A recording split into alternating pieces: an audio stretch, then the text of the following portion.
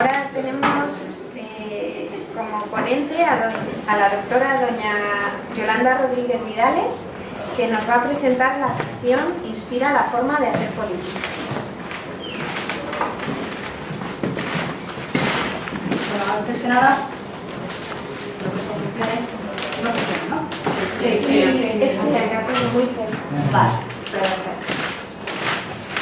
Muchísimas gracias al Congreso Internacional de Análisis Internacional por invitarme a dar esta ponencia. Espero que les guste, aunque por lo que he visto a lo largo de esta mañana mi intervención es un poco distinta al discurso que he visto del profesor Carlos esta mañana, que me ha encantado, por cierto, la dinámica, la interacción y todo esto. Antes de nada quería darle las gracias y... Muchas gracias a ti. No, nada. El objetivo de esta ponencia es reflexionar sobre la relación que existe entre la ficción y la política, que es cada vez más ineludible para entender cómo los sistemas democráticos evolucionan hacia una espectacularización total de la realidad. Desde la aparición de la industria del cine, los políticos incluyeron esta fuerza del cine y luego posterior para imponer su propia visión del mundo, y se convirtieron en los vehículos ideales para importar esa visión. Y esta relación, sobre todo de los norteamericanos, con la política ha quedado reflejada en multitud de películas y series de televisión. Y son precisamente estas películas y estas series de televisión, estos relatos de contemporaneidad, los que nos ofrecen un amplio campo para estudiar las relaciones y juegos de los personajes según el sistema conceptual de Eric Berne en el análisis transaccional. Prácticamente nadie duda de que la política se ha transformado en un arte escénico y teatral, más que discursivo. No importa tanto lo que dicen, sino cómo lo dicen. Importa más la empatía, el efecto con el receptor, que la coherencia interna de los propios mensajes políticos.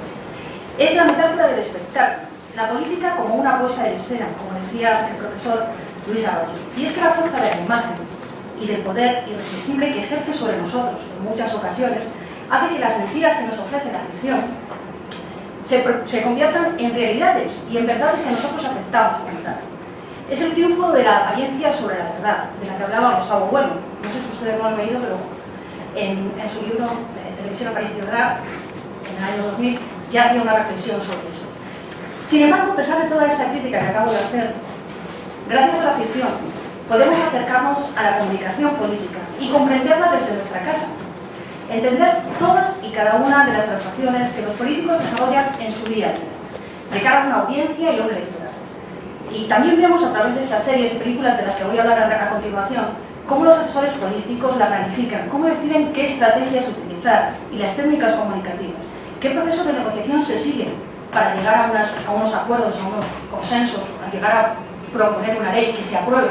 Ahora mismo estamos viendo todos nosotros, estamos siguiendo, espero, yo soy una apasionada de la política y espero que ustedes también, estamos siguiendo todo el proceso que se está desarrollando en Cataluña, todos los trámites que se van dando, todo esto lo estamos viviendo minuto a minuto. Nos guste o no la política, porque los informativos, todas las tertulias en la televisión hacen una reflexión continua de los distintos pasos, especulan y tal. Es un espectáculo, la política se ha convertido en un verdadero espectáculo. La ficción audiovisual es un buen instrumento para entender esta comunicación política. A través de las series de televisión o de las películas, de sus personajes, la gente llega a comprender e identificarse con estos asuntos políticos que les estaba comentando. Entienden mejor la política, porque esta se presenta de una forma más cercana, más próxima, con un lenguaje mucho más llano, mucho más de la ciudadanía. Hace unos días asistíamos en un programa de televisión, Sálvame, que es un programa que no se puede considerar de ningún punto de vista político. Asistíamos atónitos a la intervención del líder de los socialistas en este momento, Pedro Sánchez, que aparecía en el programa para manifestarse en contra del todo de la guerra. Bueno, es un tema político, un debate social. Esto que les puede provocar un cierto rechazo, esta intervención, ha conseguido el efecto que pretendía, y es llamar la atención y posicionar a este político que mucha gente desconoce. Por suerte o por desgracia para el Partido Socialista va a tener que crear un candidato de la nada, y tiene muy poco tiempo, tiene un recorrido corto. Entonces, ¿qué ha hecho el señor Sánchez? Pues se ha rodeado de unos asesores más jóvenes, ha conseguido a la asesora que llevaba a Ciudadanos, no me acuerdo ahora mismo el nombre, pero luego si quieres lo digo. Y ha hecho una política más al estilo Obama. Vamos a ser sinceros, no se ha inventado aquí, todo está inventado, simplemente es utilizar los elementos que tengamos de otros países. En este caso ha utilizado el formato Obama. ¿En qué consiste esto? En hacer espectáculo, en conseguir, a través de la ficción o el entretenimiento, llegar a una audiencia que no va a llegar habitualmente. Esa gente que ve Sálvame, evidentemente ninguno de ustedes lo dudará, ni escucha los debates políticos y evidentemente tampoco son lectores asiduos de periódicos, donde el señor Sánchez puede hacer todo su programa y tal. Con esto ha conseguido eso, espectáculo, sí, llamar la atención, sí, pero ha conseguido captar la atención de una parte del electorado que no hubiese captado jamás. Eso ustedes lo tienen que tener en cuenta. Obama, por ejemplo, apareció en el programa de Ellen DeGeneres, que es uno de los programas de más audiencia en Estados Unidos, bailando con Ellen DeGeneres. Esto aquí un político no se lo plantea, pero allí sí. Y su mujer, que hace mucha más campaña muchas veces que el propio Obama, Michelle Obama, apareció también en ese mismo programa haciendo flexiones con Ellen DeGeneres y la ganó. Y Ellen DeGeneres es una tía que está súper en forma, ¿cachai? Pues Michelle Obama la ganó. Hizo como 100 flexiones más que ella, que son muchas, ¿eh? Yo no sé si ustedes van mucho al gimnasio, pero 100 flexiones son muchas flexiones. Esto que nosotros no estamos acostumbrados a ver en la política española es frecuente en la política norteamericana, muy frecuente, la espectacularización de la que les hablaba antes. La propia Hillary Clinton acudió a un programa de los teleñecos para hacer campaña. Esto es así. La política se ha convertido en un arte escénico, nos guste. Otra cosa que también aporta la ficción es la representación de los roles ficticios que sirven para que los votantes conozcan mejor la maquinaria del poder, su forma de ser y conocer también a los candidatos. No nos sirve ya la política en los debates, los medios de comunicación, la radio. Por desgracia para todos los que nos gusta la política, este tipo de formato somos cuatro. Somos cuatro. Yo acabo de lanzar un medio de comunicación y les puedo asegurar que es una guerra terrible el luchar constantemente para que esto se mantenga. La gente quiere algo sencillo, rápido y que no sea tan complicado. También está más que comprobado que las películas y las series de televisión como modelos de ficción pueden ser consideradas como relatos contemporáneos, como les decía, y los políticos lo saben y por eso lo utilizan. A través de ellas representan determinadas intrigas, historias, acontecimientos de la realidad que marcan tendencias de futuro. Sus tramas pueden llegar a ser premonitarios de desarrollos políticos y sociales. Además, la ficción tiene el poder de llegar a anticipar muchas veces y cambiar la realidad. Les recuerdo una anécdota. La serie, perdonen que me haga referencia a mí, hace unos años publiqué una tesis doctoral sobre el ala oeste de la Casa Blanca. Bueno, el ala oeste de la Casa Blanca, que es una serie fantástica y un referente político, de la que luego comentaré algunas cosas. El ala oeste de la Casa Blanca anticipó algo que ya venían anticipando las series desde 1999. Y es que la presencia de un presidente distinto al convencional que se estaba planteando en la Casa Blanca. Por ejemplo, la serie 24 también anticipó, por el efecto Palmer, un presidente negro. Pero la serie El ala oeste de la Casa Blanca, en las dos últimas temporadas, desarrolló toda la temática que iba desarrollando Obama en su campaña. Toda la temática. Para lanzar el terreno y avanzar un poco lo que era la política. De hecho, el guionista del ala oeste de la Casa Blanca habló con el asesor de Obama y le dijo: estamos haciendo realidad vuestras propuestas. Para que se hagan una idea.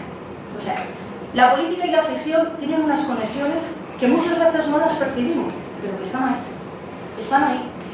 No se confundan, las grandes productoras norteamericanas tienen una relación directa con el entramado de Hollywood, porque gracias a las tramas que ellos desarrollan se pueden, por ejemplo, les pongo un ejemplo, se pueden vender un montón de armas, aviones, tanques, rifles, fusiles de asalto, que se muestran en esas series, en esas películas, a diferentes países. Es una pantalla para aprender. Y la política también. La política también se vende. Pero les interesa mucho más esto que les acabo de decir, comercialmente, no por otra cosa. Les interesa mucho más. Bueno, señalaba en mi artículo para este congreso, que supongo que se les dará en el pendrive que sí que les han dado, yo no lo he visto, pero supongo que sí. Que, por ejemplo, en esto de avanzar, La cortina de humo, de 1998, yo hablo de 5 películas en concreto, que son El candidato, que para mí es una de las mejores películas de política, Power, que es una película muy desconocida de Sidney Pollack, pero que narra muy bien cómo se manejan las estrategias de marketing para meter un candidato, La cortina de humo, hablo también de Primary Colors y también hablo de la última, Los idus de marzo. Son 5 películas que, si no las han visto, les recomiendo porque son películas claves para entender las estrategias en comunicación política y cómo vender un candidato. Si quieren vender un candidato, ideales, son geniales, las 5. Bueno, pues la película La cortina de humo predijo con bastante precisión la Segunda Guerra del Golfo. Y esto les puede parecer un poco extraño, pero no. Justificada por 2 argumentos fabricados por la propia administración Bush. Dijo que ya se utilizaban en la película como coartada para la intervención bélica en Albania, en la película, y la existencia de armas de destrucción masiva, una maleta bomba en la película, y las conexiones del país con los grupos terroristas fundamentalistas. La película fue una bomba en cuanto a repercusión de lo que se puede manipular y cómo se puede justificar la invasión de un país. Si no lo han visto, véanla, porque en tono comedia, en tono irónico, dice cosas verdaderamente impresionantes sobre cómo nos manipulan y nos engañan. También la película El síndrome de China fue una película que anticipó una realidad, por desgracia, para todos. Ella narraba un accidente en una central nuclear y 12 días después de que se presentara la película, se produjo precisamente un accidente en una planta nuclear en Albania, en Pensilvania. Esto es así, las películas muchas veces narran esto. También hay una novela, en este caso ya no es ficción televisiva, sino ficción, del autor Tom Clancy, que en su libro Deuda de Honor imagínense ustedes, imaginó que un avión iba a chocar contra el Pentágono, algo que no sucedió en los atentados del 11S, pero que estaba previsto que pasase. Y esto estamos hablando del año 94. Quiero resaltar que las películas que les he citado, El candidato, Power, La cortina de humo, Primary Color o Los idus de marzo, abordan el uso y el manejo de las apariencias como forma de obtener el poder y consolidarlo. También inciden en esa potencialidad que tiene la ficción para explicar la política y la dificultad que entraña, en muchas ocasiones, la realidad de la ficción. Todas ellas refuerzan el papel de los asesores y desmitifican por completo el papel de los políticos, convertidos en muchas ocasiones en actores de una estrategia comunicativa y política diseñada a la carta. Son un mero personaje que los asesores y el entorno, y muchas veces los lobbies de los que no se habla, son capaces de controlar. Porque no hay que confundirnos, no hay que ser ingenuo. La política la controla quien tiene el poder y quien tiene el dinero. Quien tiene el dinero. Y el dinero muchas veces está en manos de esos lobbies que en la sombra operan para controlar la política. Y es que, como asegura el profesor José Manuel Contreras, es cierto que los políticos comercian con ilusiones, pero no es menos cierto que en cierta medida ellos mismos son una ilusión, una ficción. En muchos casos solo una imagen de la cual a veces ni siquiera ellos son responsables. Por ejemplo, desde las primeras escenas de la película Power, de la que les he hablado, vemos como el consultor, que es Peter St. John, genialmente interpretado por Richard Gere, que no es uno de mis actores favoritos, pero que en esa película está soberbio, se inventa una realidad al firmar un atentado para lanzar a su propio candidato, en un film del candidato a la presidencia en un país sudamericano que él identifica, Roberto Cepeda. En el lenguaje del análisis transnacional, la aparente víctima, el candidato Cepeda, y el consultor establecen una transacción angular con el público, puesto que quieren que los asistentes al mitin respondan ante su estado de niño padre, protector, ante un espectáculo que contemplan. Montan un atentado que es ficticio, pero que no es tan ficticio, y donde ya tienen preparadas las ambulancias, las cámaras de televisión. Bueno, en el fondo es todo un montaje, y enseguida lo vemos, después de que vemos cómo avanza la película, cuando el promotor, en este caso, el personaje que interpreta el asesor, y el candidato hablan de cómo ha sido la percepción, cómo se ha visto, que si se ha visto bien la sangre, que si se ha visto tal el espectáculo. En el fondo lo único que están vendiendo es una víctima para conseguir ir a conseguir el poder. Es toda una manipulación y la política muchas veces se convierte en eso.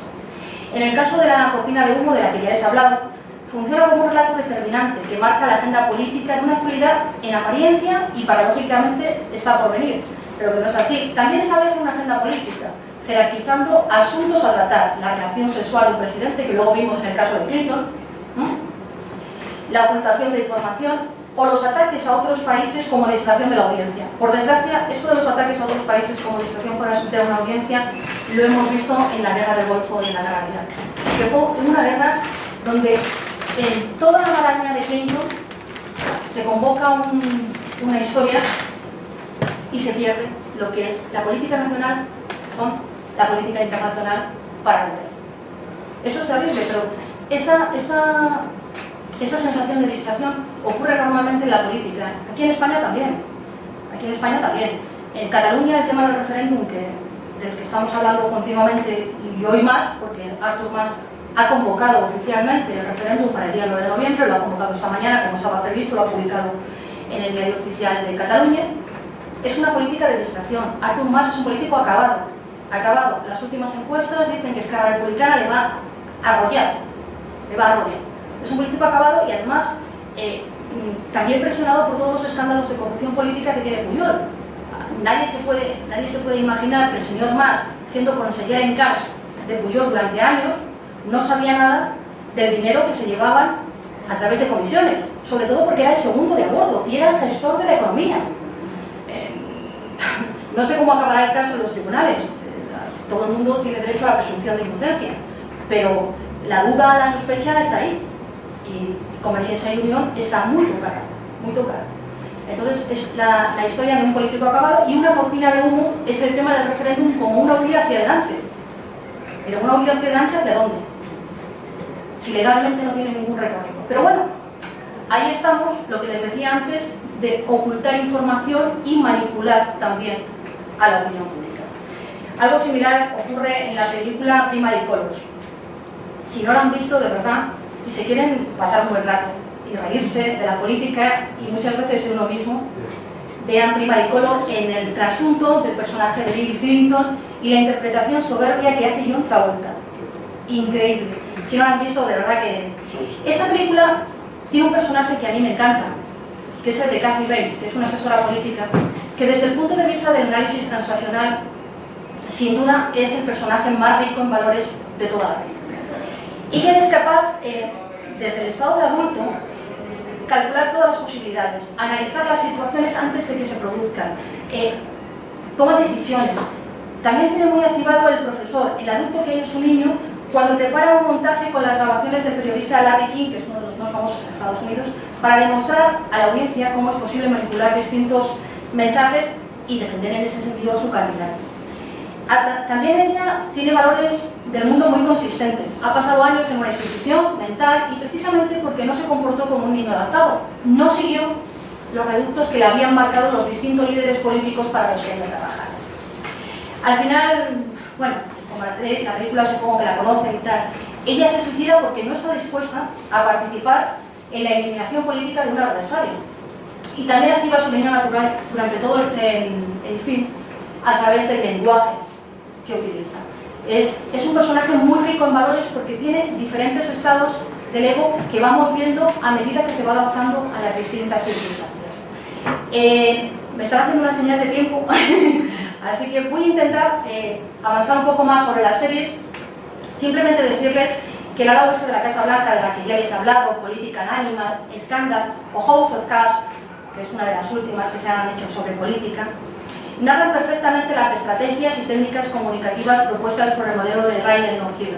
Son capaces, en solo 30 segundos que dura una secuencia, de dejar fuera muchísimos aspectos de la realidad y resaltar unos poquísimos rasgos positivos de un partido o de un político de turno.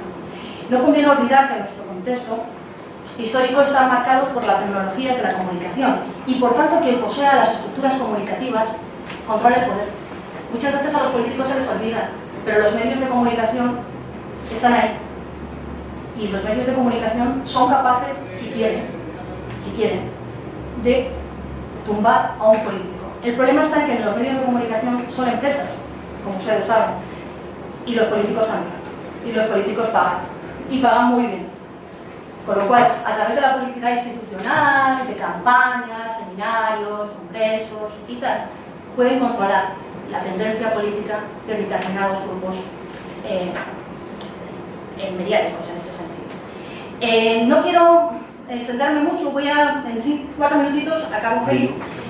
Como les decía, el ala oeste de la Casa Blanca destacaba por encima de todo el compañerismo que resaltaba Edith Barney. Veía una transacción compuesta. El equipo presidencial de todo el entorno de Barney estaba inspirado por el espíritu de Cameron, de la época de Kennedy. Era un espíritu idealista, todo exaltado y tal. Esto no ocurre en las nuevas series de televisión. Para nada. La política se ha hecho más dura. Todo vale. Y esto lo vemos en House of Cards. Funciona como yo he puesto como el reverso tenebroso del ala oeste de la Casa Blanca. Mientras que el ala oeste se dedicaba a mostrar cómo funciona la Casa Oeste de la Ala Blanca, en el House of Cards hace todo lo contrario. Aquí lo que funciona es cómo destruir la política que se va creando y cómo intentar derribar las piezas, el castillo de naipes, ir quitando para conseguir un objetivo fundamental, el poder. El protagonista lo que hace es derribar a todos sus adversarios a través de la técnica dejemos que tú y yo se peleen. Va filtrando información de unos y de otros y dejando que se destruyan. Y cuando no puede, actúa. Actúa de una forma maquiavélica, despiadada y al mismo tiempo, bueno, es capaz de matar. Es capaz de matar. Vemos que el buenismo que imperaba en las series sobre política ya no está. Y la política se ha desgarrado en las series, me estoy refiriendo a las series.